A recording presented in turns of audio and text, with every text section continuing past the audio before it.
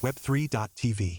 Women generally have the tendency to believe that, oh, I have to get it right the first time. If the amount of pitches that I see per day, let's say 5 pitches per day, none of them are women. I think a lot of the industry is also in an identity crisis at the moment. As a woman in the space, honoring your gifts. Yeah. In this industry, we're told you got to toughen up. From chatting with Hollywood stars to connecting with blockchain's A-listers, this is where innovation meets conversation with Jenny from the Blockchain. Hello, everyone, and welcome to Jenny from the Blockchain. Our next guest is a global visionary who is actively shaping the future of both venture capital and blockchain technology. Her professional experience in Europe, the US, the UAE, Asia, and Tokentus Investments, one of Germany's leading blockchain venture firms, brings a truly global perspective to investing and a deep passion for supporting diverse founders who are building the decentralized future. An entrepreneur at heart, she has co-founded successful companies in fintech, edtech, and foodtech. However, her mission is most clearly defined by her commitment to inclusivity. As a member of Global Women in VC, her mission is to empower the next generation of innovators, especially women, to lead in Web3 and beyond with courage, creativity, and conviction. Please welcome a venture capitalist, entrepreneur, thought leader, and mentor, Mona Tiesler. Welcome, Mona. Oh, thank you so much. I'm so happy to be here. We're excited to have you here, and thank you for joining us. So, firstly, tell us a bit about your journey from entrepreneurship to venture capitalism. It's quite a long story. I'll try to be concise. Essentially, actually, my career started out as a consultant. I was a strategy consultant working for a very large consulting firm in London. And after about 4 years, I decided I wanted to do something more entrepreneurial, something where my, strategic thoughts and endeavors were having a more direct impact. So that's where the education technology startup Crimson Education came into play. And what I really liked about being an entrepreneur was that it was more hands-on, right? And I had really the ability to shape the company within Europe with my own vision, really hire people directly, really build a team, and have so much immediate impact, which was really thrilling. But I also realized that there were parts of the strategy consulting that I enjoyed, which was constantly different challenges, constantly new topics. And so I was looking for a career that combined both. And after an MBA at INSEAD in Singapore and France, I ended up joining a German VC fund called Tokentus Investments, where I lead the investments and where I really was able to combine both the strategy consulting aspects I loved, which were constantly having to read about new topics, learn about new things, working with many different projects, and the entrepreneurial aspects, which was really having a direct impact, working with founders on immediate problems, and being part of a journey of a company from very, very early on. And was that transition difficult for you? And tell us a little bit more about your specific role at Tokentus and what Tokentus is doing. Yeah, sure. It was difficult in some ways because I think there's it's different ways of thinking. So you're constantly adapting, right, to new industries, to new people, to new structures within companies. And that does require a bit of flexibility. But because I knew that I really wanted to do that, and I was very excited when I was able to get the opportunity to work at Tokentus, I was quite quick to adapt, and I didn't find it so difficult because I came, I would say, with a pretty positive attitude.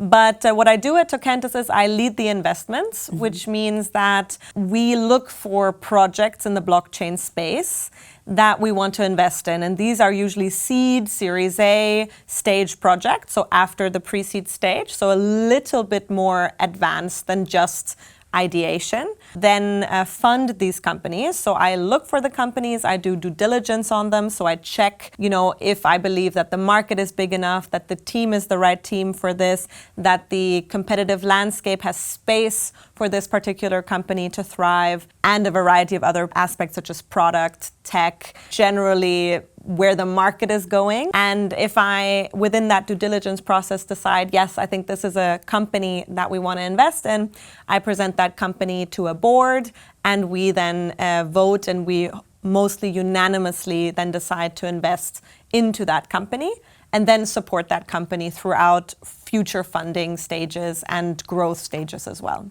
And within that space, what type of companies do you see succeeding the most in the Web3 space? It's a good question. I think generally, I have a more conservative lens than many other Web3 investors because Tokentus is a public entity listed in Germany. And a lot of the shareholders are from the German banking network. So we do come with a more traditional lens into the investment space, which is in contrast to some other Web3 VCs or crypto VCs that are very focused on token investments and just purely investing in the token of a company and also, exiting that company quite quickly once they launch their token, which is not what we do. We tend to be a long-term partner. We tend to invest in equity of the company. So it's a bit of it's a more traditional way of looking at venture investing than a lot of the Web3 space invests. But yeah, I think generally, what I really find exciting or the companies that I've seen succeed are the ones that are building for the long term and that are able to pivot and that are founders that are really in it with their heart and soul and that also have built a team around them that complements their skill set because it's a very quickly changing market. It's a very difficult space as well, technologically also very, very quickly advancing. So you really have to be at the forefront of the tech. You have to be understanding of the tokenomics. You have to understand how the equity works. You have to build the right partnerships. There's a lot of building blocks there to be successful. So the founders that are building the team around them that can help them manage all of these building blocks plus have the hustle, the grit to push through all of this, they're the ones that are the most successful. That's essentially what you did. You pivoted, you hustled, look at where you are, and you're a woman, which is wonderful. So tell us what that's been like for you as a woman within this space, because many women I speak to talk about the challenges of, getting funding, let alone being on the funding side, on both sides. Yeah. It's a very good question, and I do think that women are still very much underrepresented in this industry. If I go to an event, for example, which is for venture capitalists, there are 90% men, I would say, in the room. But it's almost worse sometimes for founders because often female founders are even less represented, right, in some of the rooms full of projects and founders. And I think that is also because, of course, this industry is quite technical.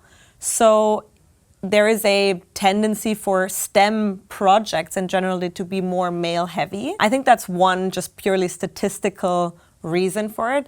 But I also think there's not enough role models, and I think we need to encourage women a little bit more because some of the female founders I've seen in this space, they are exceptional and they're really hustlers and they're really, really humble. And when they say something, then it's the truth. And they pride themselves with, really building a sustainable company. And that's not always the case, right? But I think women have, in my experience, done that very successfully, but we just don't have enough of them. And we want to encourage more women to give it a shot.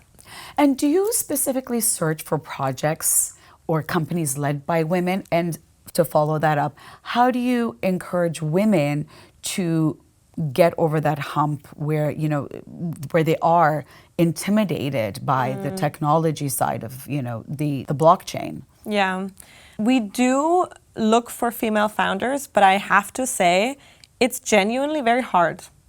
It's really, really hard to find female founders that are building in this space. It's not impossible, but if the amount of pitches that I see per day, let's say 5 pitches per day, none of them are women. It's like 1 pitch maybe a month, if even, is a female pitching to us. So it's genuinely just not a lot of female founders. And I think encouraging them to cross over that hump is, I think, just giving them the feeling, or just give it a try, right? Because I think this idea of failing is really scary.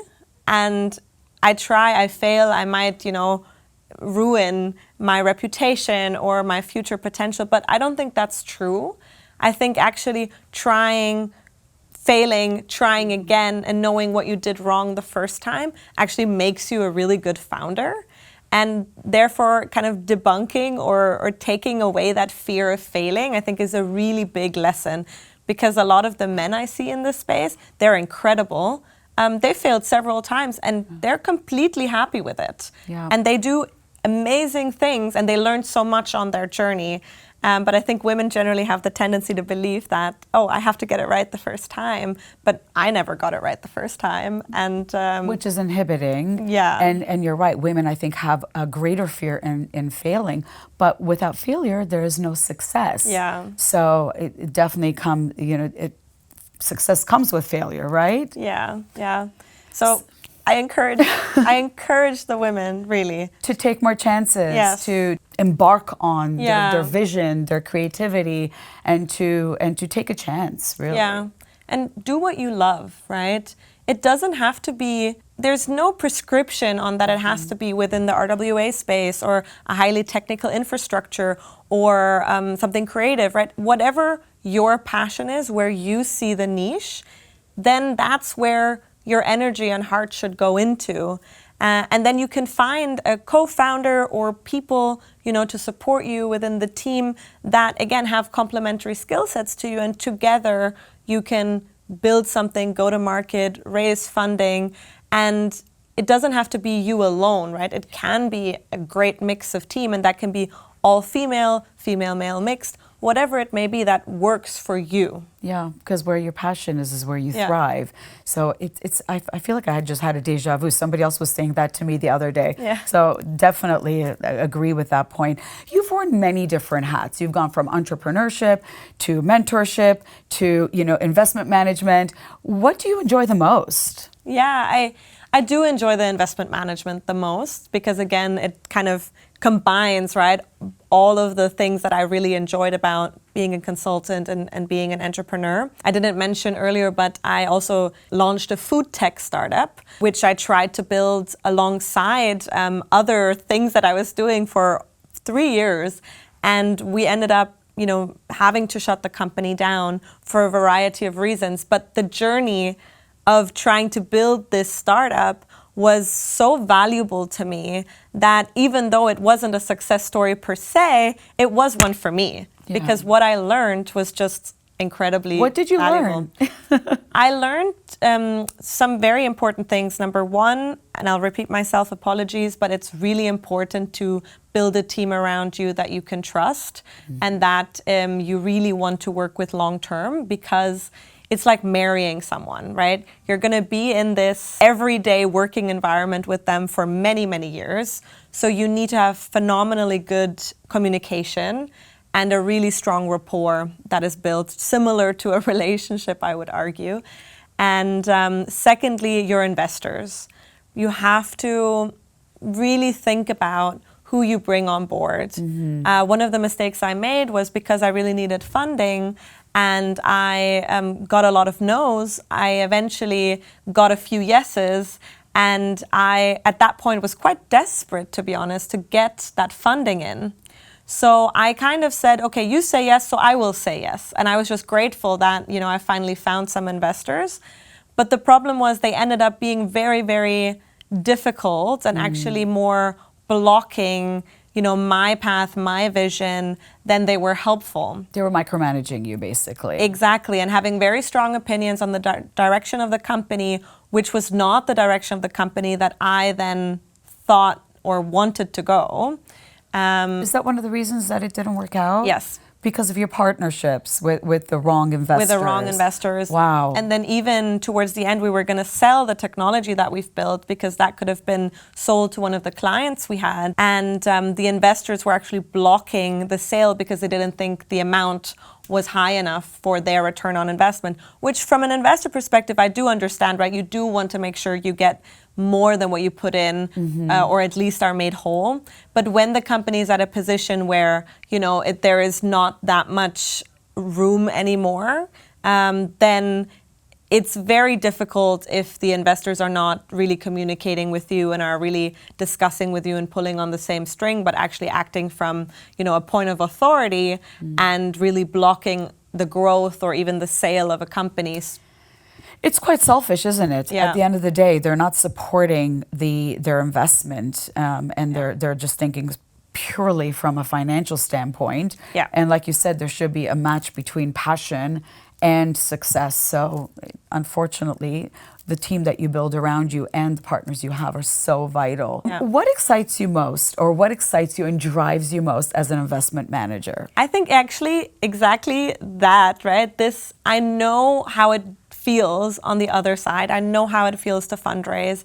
I know how it feels to be a little scared maybe, or also being super passionate about an idea. I do know how you build a company, the difficulties there are around building a company and how much mundane work there also is around building a company. I can really relate. I mean, obviously the company didn't grow to a very, very large, successful company, so I can only relate to some of the founder's journey. However, I can relate to that, and I think that's what I really enjoy, because I actually genuinely try to do a lot of mentoring, try to work with the companies because I want to help them. I want to connect them to the right partners.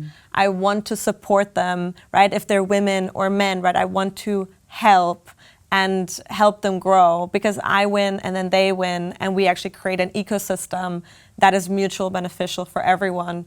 And learning that that's such an important factor of investing in a company and supporting a company, it makes me really excited because I can build with them. Yeah, that almost comes from I think a female mindset, right? Because it sounds a bit maternal as well as encouraging. So you're doing a lot of hand holding, and maybe that's what makes you even better as a female leader in the space. I hope so. I hope so, because I've built a lot of relationships in this business, really genuine connections, a very good network, and it's no use to me unless I can give it to, the companies that I work with, and I love that. Which is why mentorship is so important. Yeah. What do you see are some of the recurring challenges that companies have in the Web3 space who are looking for investment? I think a lot of them are not very good at storytelling. Oh. In presenting themselves or maybe inviting the investors to understand their vision?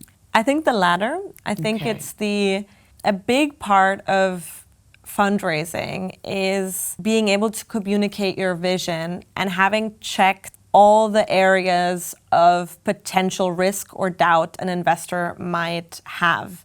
For example, what is the competition like in the space? And think about it in a way that it's not just the direct competition. It's not just somebody who's building exactly what you're building.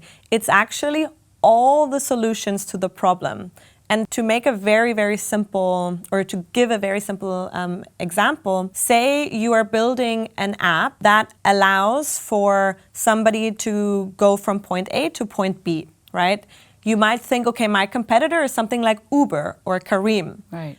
But in reality, it's also a bicycle, a scooter, walking, public transport. So it's actually a lot of solutions to solve the same problem of going from A to B.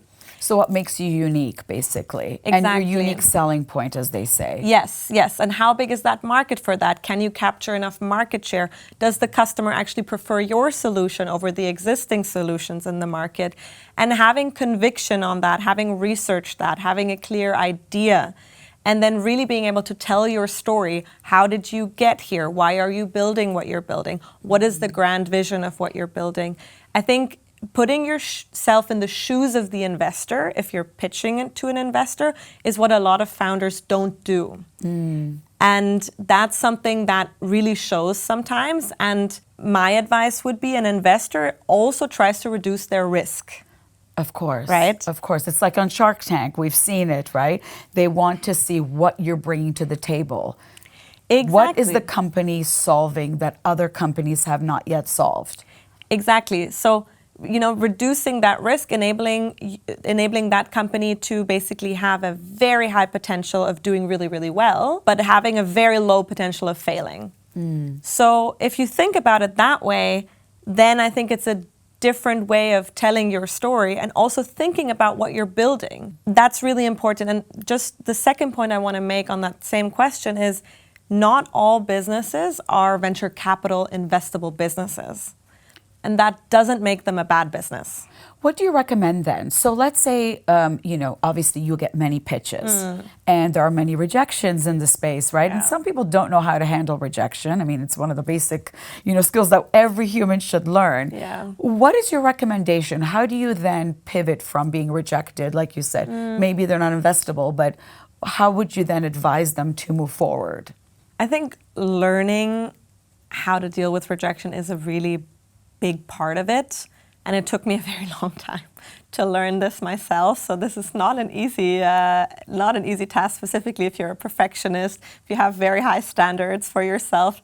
It's really hard. We all suffer from perfectionism. We all suffered, exactly. But it's a very, very important skill because some people also might just be wrong in rejecting you, right? That's a possibility. But don't take it personally. It's not about you, right? It might just be they have a different set of information and background that leads them to that decision, which is not necessarily the ultimate truth. In addition, it might also be that your business is maybe, again, not VC investable per se. It's more of an organic business that, can generate revenue and build over time, and that's okay. Most of the big sustainable businesses are actually businesses that grew organically. Not every single business that you interact with every day that is generating millions of dollars is a business that was venture capital funded, right? So I think that's also an important point, is like to double check, is my business actually supposed to be invested from in VC, or can I build it organically and keep all the equity for myself and therefore also avoid some other pitfalls down the line? If I have to scale, also ask for feedback, right? If you want the VC investment, then also ask the VCs for feedback. Why did you not want to invest in me? And probe them, because they need to give you an answer as well. It's a two-way street. But then how do you then encourage them? What are the next steps after rejection? How do you advise them to move forward? I would say, again, check for feedback. Make sure that you understand the feedback. You either integrate it and improve, or double check if you are actually a VC investable company, or maybe you should go down a different route. Or you might actually have to pivot. There might be a reason why you're not getting funded, and that's also okay, right? But I would say don't take it personally, because it's not about you. So it's genuinely an important part. Team is important. If you are not the right founder for that business, that's also feedback that you need to really consider, because in the end, you want to be successful as well. Of course. So it's really a self-reflection moment that you can see as an opportunity for growth, as cliche as it sounds, but I truly believe that rejection is actually amazing. Because it's an opportunity for you to grow and to either build in that feedback and become, astronomically amazing, or reject that feedback, right? And think about, okay, what else can I do? Maybe it's not a VC investable business, whatever it may be. I don't want to prescribe anything, but it is an opportunity for reflection and growth. Yeah. Have there been any companies that you have rejected and then advised how to move forward, and then they've come back to you? Yeah, absolutely. It happens a lot. It also happens that, I would say maybe they're not ready for a venture investment, but they might be very strong for friends and family and angel round at this moment to kickstart their journey, show some traction, validate their idea. There's also an opportunity to go and speak to different blockchains, for example, to get support from the ecosystem, to get grants, to get support from, a developer hub, for example, within a blockchain ecosystem, to integrate you and find the right partner for you to build with. Can you talk a little bit about the grants? Yeah, sure. Blockchain ecosystems, right? There's many different blockchains, right? You have Ethereum, you have Solana, you have Aptos, Sui, you have, so many, right? I could list 20,000 blockchains, BNB, Ripple, and so on and so on. And most of them, or many of them, have grant programs, which means that you as a builder, if you want to figure out, okay, which blockchain should I build on? What should be my base layer? Then you can essentially speak to these ecosystem teams, discuss with them your project, what you're building, and they essentially, if they like what you're doing, they can help you with grants, which means that they provide you with some funding where you don't have to give away equity for it most of the time, or not very much in terms of tokens, for example, what you're building, but they help you with ecosystem growth, connecting you, making you part of events, connecting you to other partners or other companies within that blockchain ecosystem. What do they get out of it? For them, it's of course great projects building on their chain, which means for them more transactions, which means for them, more interest in their specific ecosystem.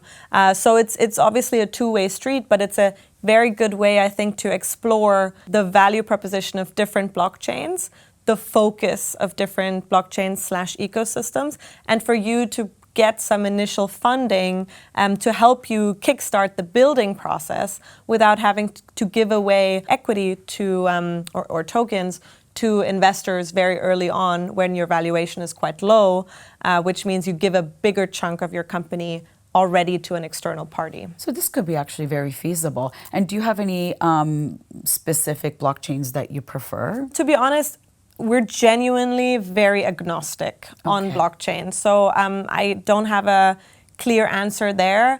My advice would be check how much liquidity the blockchain has, meaning how big that ecosystem is. Because if it's a very small, very new blockchain, the problem is they are having growing pains, which therefore also will become your growing pains potentially. So I would suggest going with ecosystems that are more well-known, who have more liquidity, who have bigger partnerships already, so that you can actually just benefit from that, and they obviously from you. It's a two-way street, rather than both of you starting from an entry-level point, which then becomes an uphill battle rather than somebody helping you push you up the hill. You want to start with somebody that's already established. So what kind of projects are you currently looking for right now? And within that, blockchain space, Web3 space, what type of companies do you think will succeed and stand the test of time? What I'm looking for is businesses that are actually genuinely generating revenue. So businesses that have business models that have the potential to monetize their business model and make money. Because everybody wants to make money at the end of the day. Yes. And also I think you need to be long-term sustainable. I personally don't look for companies that are going to essentially launch a token, TGE, and then within 6 months be dead, right? Because yes, people will have made money on the way, but that's not my role or my vision for this industry. I want to build and support builders that are in this for the long term. And not scamming people, essentially, which is what we've seen a lot of. Not scamming people and not trying to make money really fast and then just build another project where they do the same, build another project where they do the same. So I'm looking for companies that have genuine revenue generating mechanisms, that have the ability to approach a larger audience, so a big market, and that are really building for the long term. As much as I really joined this industry because what caught me was the slogan or the thought, which is so cliche, but it is true, banking the unbanked. Providing a future where everybody, no matter where they're from, where they live, what their background is, they can participate in the financial system purely based on merit and an internet connection, of course.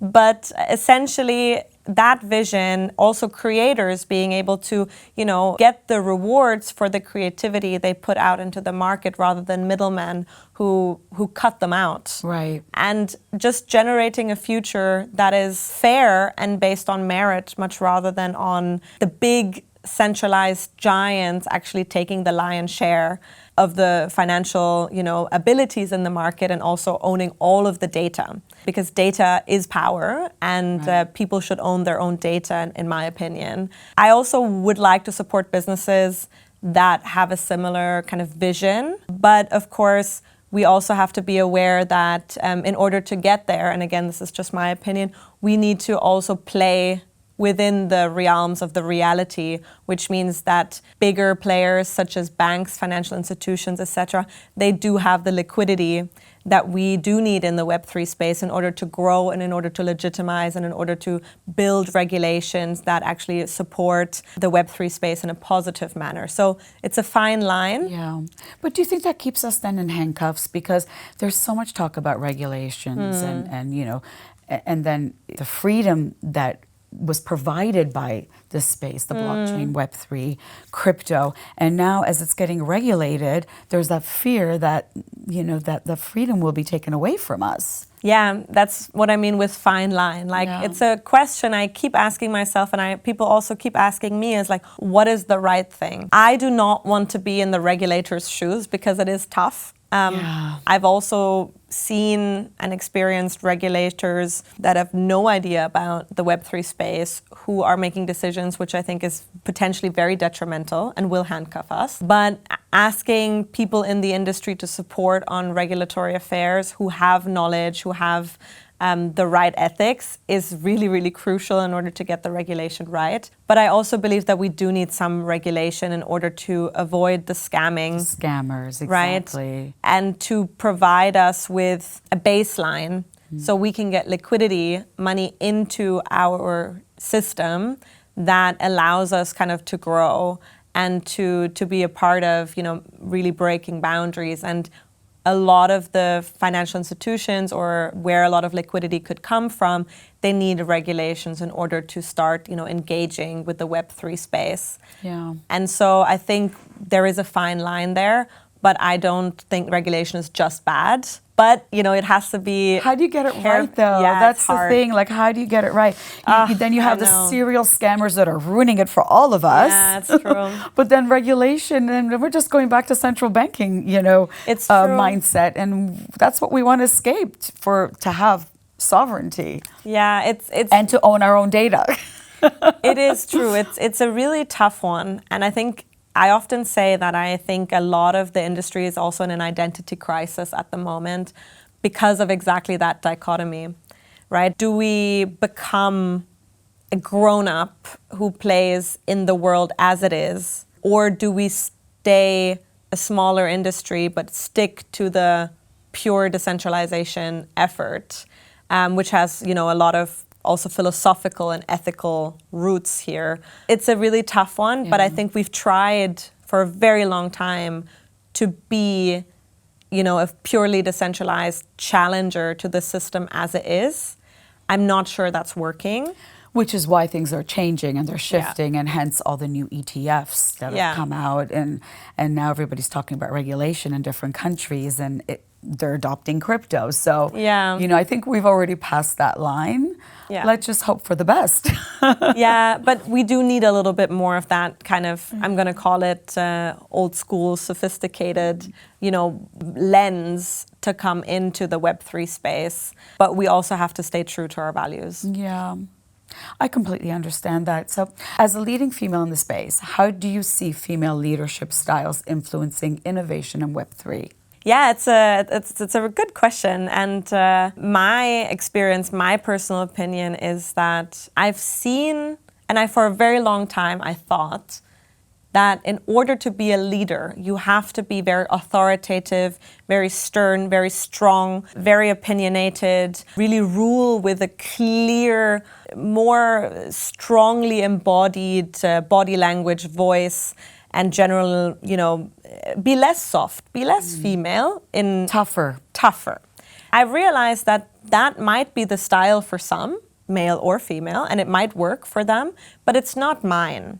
And the lesson that I would like to share is that I think a lot of females that I speak to, they have the same belief, and they think, because I'm not like that, I can't be a leader. But I actually think you can be a phenomenal leader by being somebody who creates space, who creates the ability for others to feel like they can communicate, share, to have a collaborative approach to leadership, and to have more of a nurturing and listening opportunity to what is happening within your company, what is happening within the space, and therefore actually creating genuine followership, so genuine people who want to support you to be a good leader, and making it like everybody wins, like a family almost. And I think that's a leadership style that's really undervalued, but women tend to be quite good at this leadership style. And I truly believe that that's a leadership style that we will see more and more and more in the future being accepted and also cared for.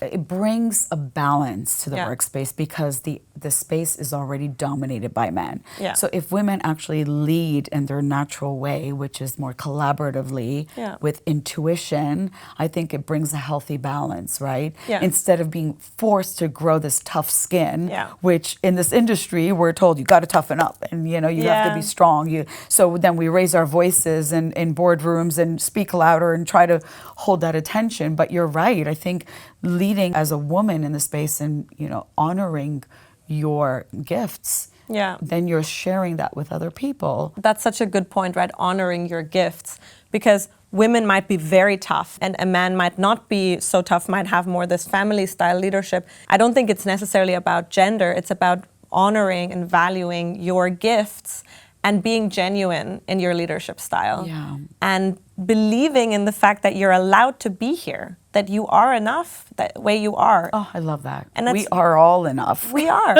And that's a really, really important lesson that I think is not given enough. Yeah.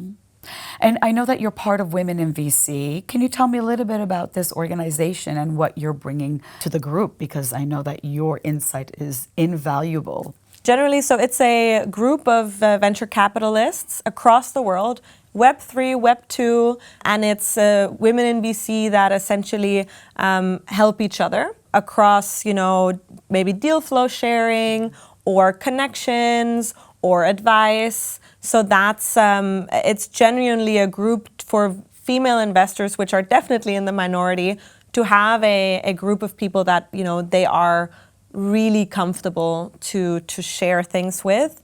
Separately to that, I'm working with the 3% Club on an initiative called Distributed Funding. Okay. And the 3% Club is led by a wonderful lady called Maria. She's in New York, and she actually organizes for underrepresented founders, primarily women, hackathons. How cool. To help them build projects and then get in front of VCs, encourage them. This is for women. For women. It's awesome. Yeah, and the Distributed Funding Initiative that I've launched and therefore partnered because I thought it felt really natural to partner with 3% Club was that I wanted to provide a platform for the projects that have now been founded, right? So kind of the post-hackathon stage, to then have a really strong opportunity to pitch to VCs and actually break that barrier of you have to have a warm introduction. But having that opportunity to say, okay, these VCs have committed to look at your pitch decks, to listen to what you have to say, and can then, contact you and decide if they want to take it a step further and discuss with you. So you're like a springboard for them. They're jumping an extra step to get in front of the right VCs, which is awesome. Yeah. Can you bring that group here? Can we have that hackathon here? Yeah, absolutely. I mean, we definitely can, and we're working on a few things. It's I'm doing so many things in my life because I keep myself overly busy, which I love, and I would say I'm very positive, so I just enjoy so many different things. So it's on the to-do list of also running this here. I think the strong idea behind it is that we give opportunity to those who either are usually scared to attend a normal, like a general hackathon that's run because it might be just guys, or it might be like, oh, I'm not as technical, so maybe I shouldn't attend, right? To break that barrier of like, look, just come, right? This is a safe space. But then also people think, okay, and then what, right? Because to get often in front of a venture capital fund, you need warm introductions. And a lot. Do you mentor them then do you support that process? Exactly. So that's a lot of work for you.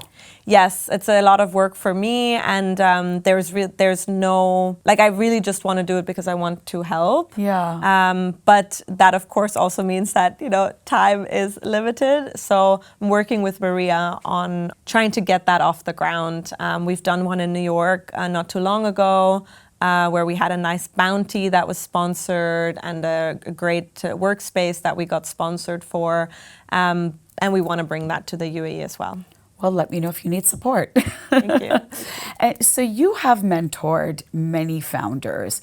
What is one of the lessons that you've taken away from these mentorships? I think it's very important to listen. If you ask somebody to help you, if you ask somebody to mentor you, it's important to listen and not be defensive. Because I don't think anybody, again, generalization, but most people that do mentoring roles, they really do it because they want to help. There's no pay involved for mentoring roles. It's genuinely just to support. When you get someone's time that looks through your pitch deck, listens to your pitch, meets with you regularly, then it's important to listen to them. Not every feedback, like I said earlier, is necessarily something you have to 100% agree with or take on. You have your own mind, your own, your own understanding. But it is still important to listen because probably that feedback wasn't said for nothing. And you can always pick something that might be very valuable to you. So I think what's important is don't be defensive, really listen, and also use the time wisely. So if you have a question, ask it, right? Yeah. Because that's what the mentoring is for. Yeah, and keep an open mind. Yeah, absolutely. Instead of taking, like you said, taking things personally, because everyone, you're there to help them at the end of the day. So you've accomplished so much already within such a short, time, and it's quite commendable. What would you like, looking ahead, what would you like your legacy to be within this space? Yeah, that's a great question.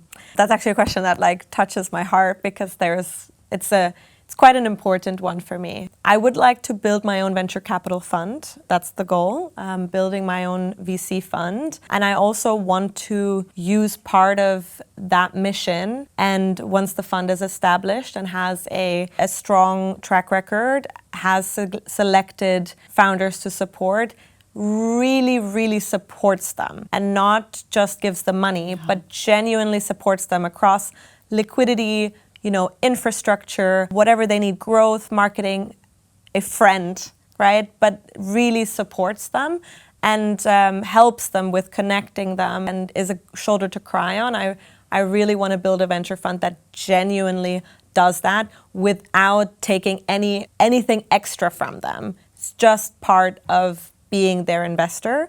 And really, really long term, I would like to find something where I can have a really strong impact. So beyond that, really trying to bring information, opportunity to areas, to people that just don't usually have that and might be just a little bit overlooked, and utilize hopefully some of the money that can be generated for actually building either education hubs or coding hubs or whatever it may be. I don't know yet. I'm still searching for that really where I can put my heart and soul into it. But I think I would like to find something that can give back, right? And this might also be in the women empowerment space. But I think generally I want to just anyone who's underrepresented, who wants to be represented, to help them just a little bit on that journey. Oh, that's beautiful.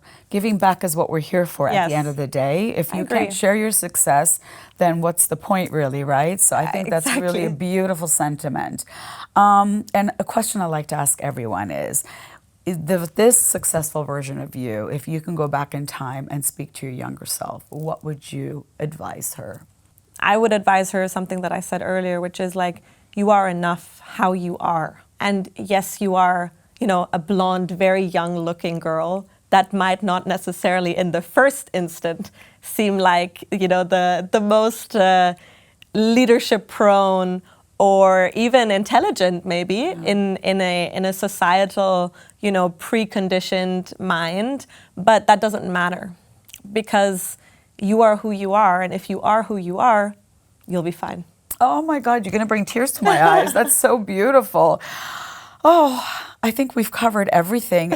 Is there any parting advice you'd like to give the audience or the industry that you work in, or anyone trying to get a start in Web3 in the blockchain space? Is there any special advice? This industry is the most collaborative industry that I've ever experienced.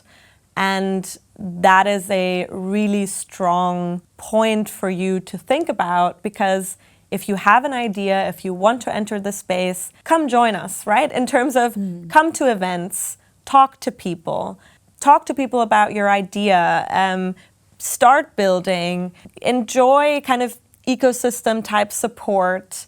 And really, I think this is an industry where you can genuinely go for your dreams. It's not easy. There's always sacrifice involved. There is never an easy path to success, in my opinion. But if you are just thinking about it, start by talking to people in the industry. Not everyone's amazing, but many people are absolutely fantastic, and really go for it. I think sometimes in life, if your heart calls you to do something, you just have to try. Yeah, just go for it and find that diamond in the rough. You'll get there eventually. Yeah. Thank you, Mona, for sharing your extraordinary story and insights with us today. And to our viewers, remember that you have the power to turn every no into knowledge. Let failure refine you, not define you. The best investors are shaped not by their wins, but by how they transform failure into wisdom. And again, as always, thank you for joining us today. Don't forget to like, share, and subscribe to us here at web3.tv for more exclusive and updated content. See you next time. I'm Jenny from The Blockchain. Have a great day, everyone. This is where innovation meets conversation with Jenny from The Blockchain.